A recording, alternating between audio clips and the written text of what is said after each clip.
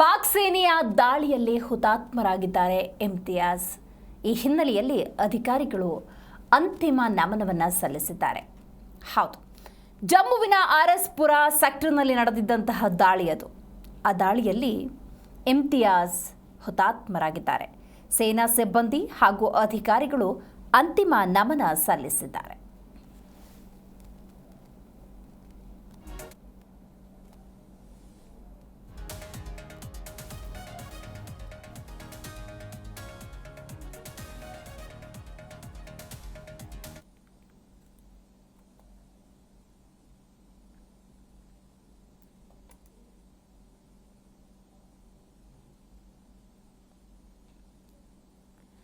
ಪಾಟ್ನಾದಲ್ಲಿ BSF SI ಇಮ್ತಿಯಾಜ್ಗೆ ಅಂತಿಮ ಗೌರವವನ್ನು ಸಲ್ಲಿಸಲಾಗ್ತಾ ಇದೆ. ಪಾಕ್ ಸೇನೆಯ ಆ ದಾಳಿಯಲ್ಲಿ ಹುತಾತ್ಮರಾಗಿದ್ದರು ಇಮ್ತಿಯಾಜ್.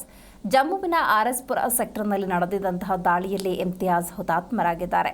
ಸೇನಾ ಸಿಬ್ಬಂದಿ ಹಾಗೂ ಅಧಿಕಾರಿಗಳು ಅಂತಿಮ ನಮನ ಸಲ್ಲಿಸಿದ್ದಾರೆ.